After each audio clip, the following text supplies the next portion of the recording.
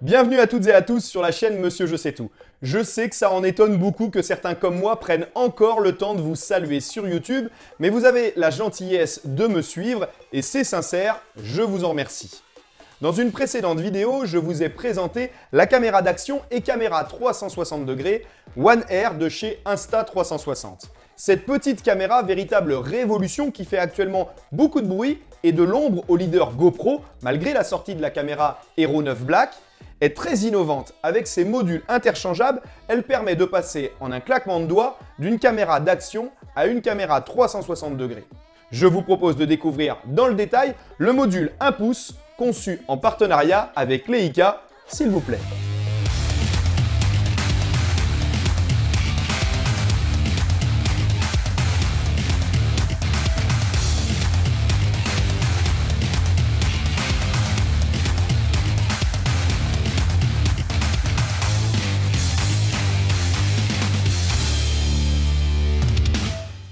Comme je vous le disais, je vous ai déjà présenté deux des trois modules. Le module 4K, pour en faire une caméra d'action standard comparable à la DJI Action ou à une GoPro Hero 9 qui vient de sortir. Le module 360 degrés qui permet de filmer, comme son nom l'indique, en 360 degrés, avec une véritable innovation qui permet de choisir ensuite, en post-production seulement, de conserver au montage le rendu 360 ou bien de recadrer sans aberration chromatique n'importe où dans l'image en Full HD grâce à leur format d'enregistrement propriétaire que l'on utilise avec leur logiciel gratuit Insta360 Studio. Dans ma présentation du pack Twin Edition, je ne disposais alors que des deux premiers modules que je vous ai cités et il me restait à tester le troisième module que je n'avais pas encore, le module 1 pouce donc. Ce fameux capteur 1 pouce réalisé en collaboration avec Leica, je l'ai reçu il y a à peu près 15 jours maintenant. Après une présentation détaillée de ses caractéristiques, je vais partager avec vous mon avis, mon analyse, en conclusion les plus et les moins, et la réponse à certaines de vos questions de la vidéo précédente sur cette caméra, ainsi que la présentation d'un accessoire qui n'est pas de la marque Insta360, mais qui est idéal et permet de régler un des soucis majeurs de cette caméra en ajoutant un aspect très pratique, on le verra tout à l'heure. Le design pour commencer, l'esthétique. Eh bien, c'est très impressionnant. On se demande si le capteur ne s'est pas trompé de caméra vu sa proéminence. Déjà que j'étais fan du design très réussi de ses couleurs et des matériaux utilisés, mais avec ce module appelé 1 inch pour 1 pouce, je me sens vraiment vidéaste globetrotter. On dirait presque déjà que ça nous promet de belles performances. C'est nouveau dans ce format et ça fait du bien. La prise en main. La caméra est vraiment moins équilibrée qu'avec le module 4K ou le module 360 bien sûr. Son poids est porté à 159 grammes alors qu'il est de 121 grammes pour le module 4K et légèrement moins 118 grammes pour le module 360 comme vous pouvez le voir. Le module est lui aussi clipsable en quelques secondes dans un sens comme dans un autre, idéal en mode selfie. Et une petite parenthèse pour une mise à jour qui a permis de corriger l'accès au menu de gauche, facilité maintenant depuis le centre de l'écran.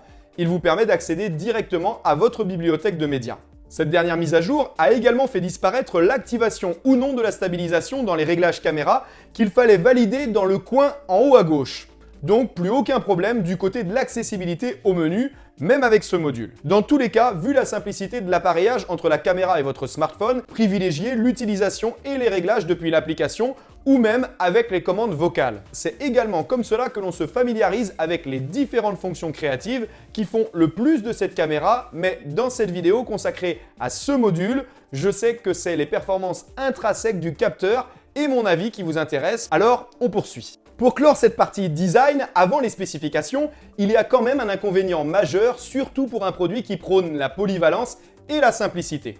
C'est l'obligation de dévisser le cache objectif pour faire entrer la caméra dans sa cage, que ce soit celle livrée avec ou celle disponible sur leur site internet en option et qui dispose en plus d'un grip pour y accrocher une torche ou un récepteur micro. Ce qui ne sera bientôt plus utile puisque l'on sait qu'elle sera compatible avec tous les micros Bluetooth dans les mois à venir, comme c'est déjà le cas avec les AirPods. Cette manipulation n'a rien de naturel, c'est un peu chiant, surtout qu'on est à même de le manipuler assez régulièrement. On tournera très peu caméra à la main, au minimum avec la perche magique. Donc c'est pas très cool. Surtout dans un environnement poussiéreux ou humide, la lentille sera à nu, donc plus vulnérable. Mais j'ai trouvé la solution, je vous la donne après la présentation, chaque chose en son temps. Si je disais perche magique, pour ceux qui ne la connaissent pas, elle disparaît totalement de l'image avec l'utilisation du module 360. Je trouve ça très sympa, ça permet de faire des trucs de fou, surtout en moto, en kitesurf. C'est un vrai plus, même un peu imiter la présence d'un drone. Je vous disais un environnement humide aussi, car pour rappel, la caméra, une fois que vous aurez placé le module 5 heures dans le petit sachet livré avec, il aspirera l'humidité qu'il contient pour éviter la formation de buée une fois sous l'eau avec la différence de température. Il sera donc bien étanche, lui aussi, une fois plugué à 5 mètres. Attention cependant, vous devrez patienter également après la baignade quelques heures, qu'elle soit complètement sèche, avant de la moduler à nouveau. Je vous conseille quand même l'utilisation du caisson étanche disponible sur leur store en ligne pour quelques euros.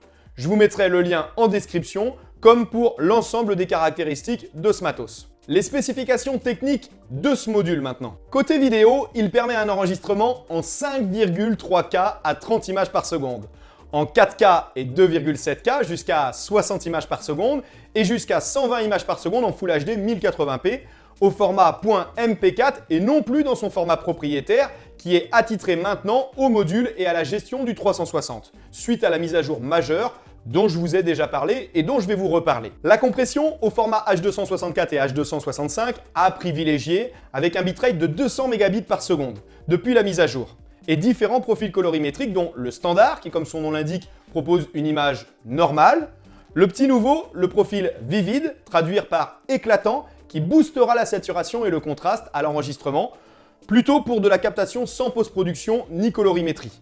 Et enfin, le log, le profil colorimétrique dit plat, désaturé et décontrasté, qui vous proposera l'enregistrement d'une image au rendu toute pâle, mais qui vous laissera ensuite plus de largesse en post-production pour affiner votre exposition, vos contrastes, votre saturation, et même appliquer un LUT, un calque, un style colorimétrique pour donner une identité, un cachet à vos réalisations, ou faire matcher vos images avec une seconde caméra par exemple. C'est celui que je conseille. GoPro vient tout juste de sortir sa nouvelle GoPro Hero 9 Black. Et bien sûr, pour les aficionados de ce format de caméra, on connaissait déjà depuis quelques jours ses spécificités.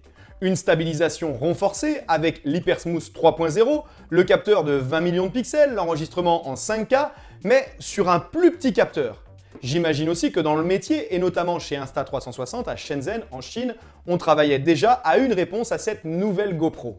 Eh bien, Insta360, comme l'avait fait DJI en tuant le GoPro Karma dès sa sortie, en dévoilant un drone plus performant et plus abordable, travaillait déjà depuis plusieurs semaines à l'amélioration de sa One Air et vient de publier une grosse mise à jour. Je vous ai déjà donné un exemple avec l'enregistrement désormais en .mp4, mais il y a aussi l'amélioration des couleurs sous-marines pour les modules 4K et 1 pouce, l'amélioration des photos de nuit avec le One Shot HDR, l'utilisation en webcam avec le module 4K et 360 pour simuler par exemple 2 caméras sur un même poste en open space ou se filmer en commentant la présentation d'un produit face à soi. Ça pourrait être idéal pour beaucoup de journalistes high-tech et plein d'autres utilisations à imaginer.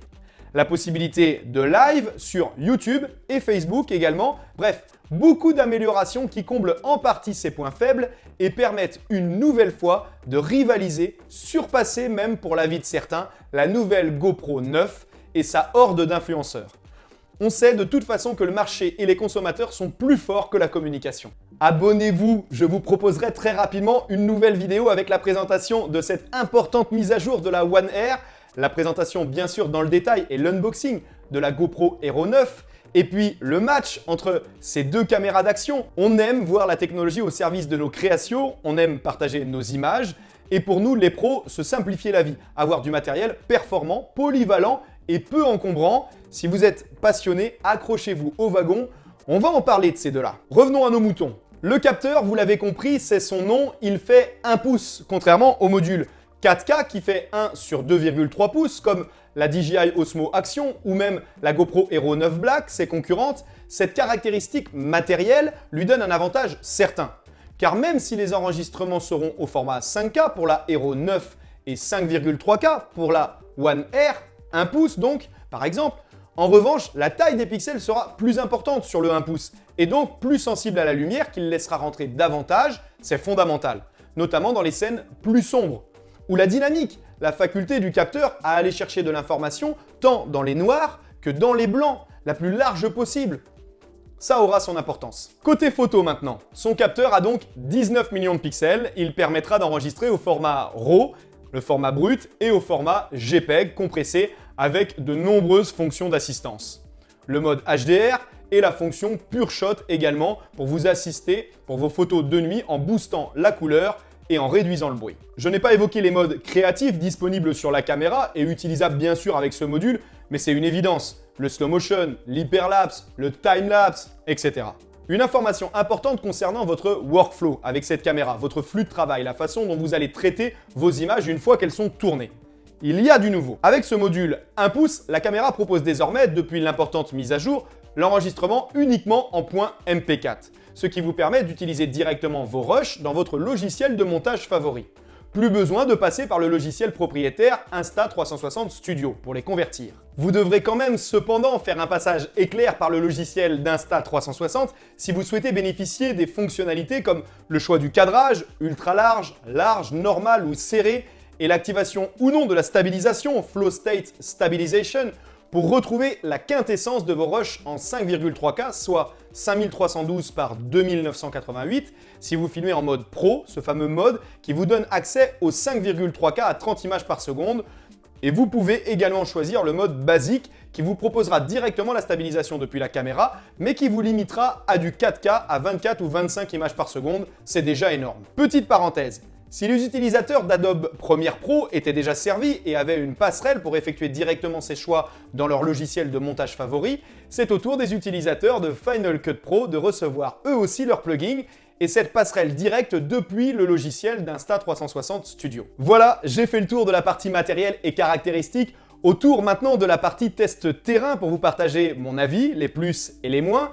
Une fois qu'on est convaincu par les fonctionnalités intuitives de la caméra, sa facilité à s'appareiller à son smartphone, la simplicité de son logiciel de traitement, son encombrement, son autonomie, sa polyvalence et sa compatibilité avec les nombreux accessoires de l'attache GoPro devenu un standard dans le domaine des caméras d'action, on espère que ce capteur de 1 pouce Insta360 apportera un vrai plus à tout ce que l'on connaît déjà sur le marché. Pour ce test, j'ai tout de suite mis les pieds dans le plat en immortalisant un coucher de soleil. Il est clair que si la scène est basique et même quotidienne pour tout humain que nous sommes sur cette terre, c'est souvent la scène la plus immortalisée dans nos voyages, mais malheureusement la plus difficile à prendre pour ces petits capteurs de caméra d'action. Pardon, je vais être un peu plat et basique dans mon discours, mais je vais l'argumenter. Oui, j'ai trouvé qu'elle avait de très bons résultats sur cette scène pour la petite caméra d'action qu'elle est. Oui, je trouve ça génial d'avoir ce genre de qualité dans la poche et ça conviendra à de très nombreux utilisateurs. Ça fourmille un peu, ça monte en grain dans les noirs à un moment donné, bien sûr, et bien plus tôt que certains très bons capteurs du marché, mais ça restera la meilleure caméra d'action actuellement dans ces conditions de luminosité. Et les photographies sont vraiment superbes, la qualité est remarquable pour une caméra qui tient dans la poche. Côté stabilisation, même appliqué en post-production, c'est très bon. Sans valoir un stabilisateur, bien sûr, jugez par vous-même.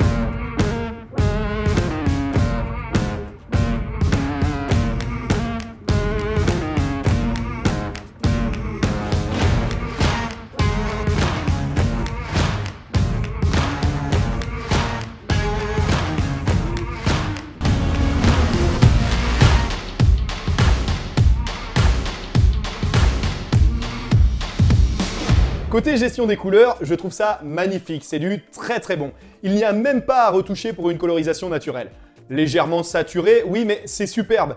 C'est mon coup de cœur. Clairement, comme pour la photo, c'est vraiment très bon pour sa taille. Quel progrès on est en train de vivre. Dommage qu'on ne puisse pas zoomer, jouer sur les profondeurs de champ, mais je suis sûr que ça viendra. Je remercie tous ceux qui m'ont filé un coup de main sur le tournage et qui ont accepté de jouer le jeu. Ils se reconnaîtront.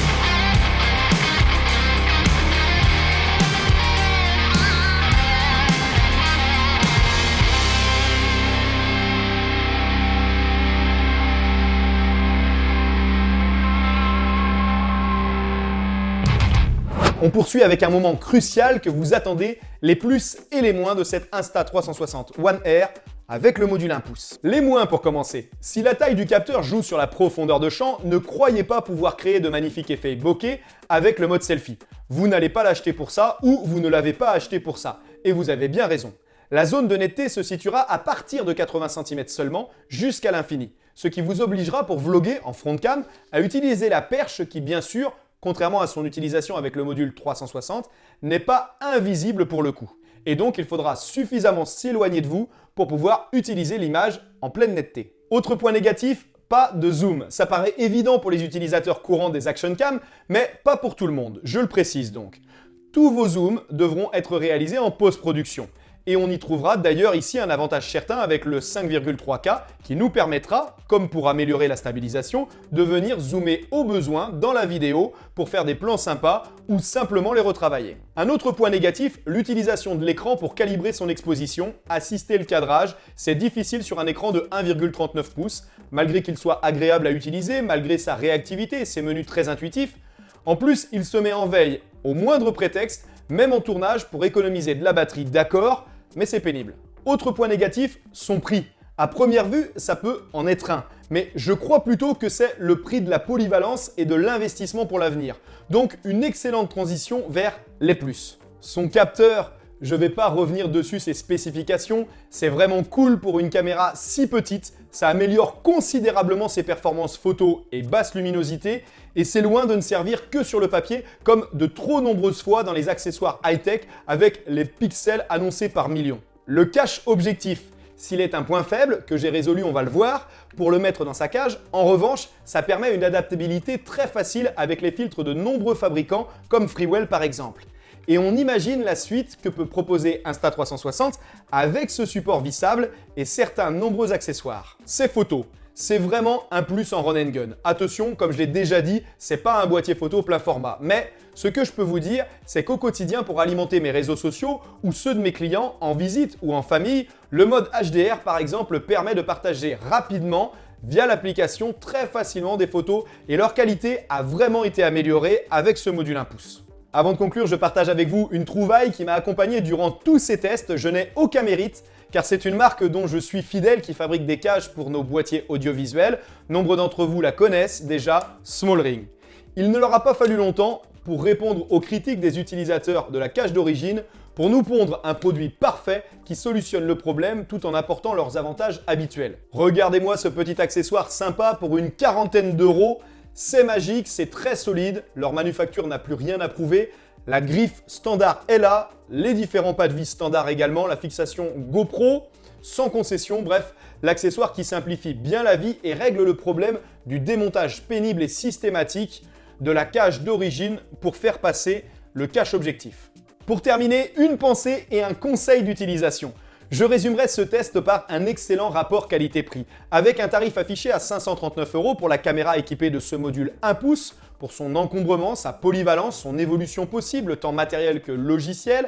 À ce prix, c'est une très bonne caméra qui conviendra aux novices comme aux pros. Mon conseil, pour un résultat vraiment optimal, utilisez-la en mode manuel avec le profil colorimétrique Log, quitte à appliquer le LUT officiel ensuite que vous pouvez télécharger gratuitement sur leur site.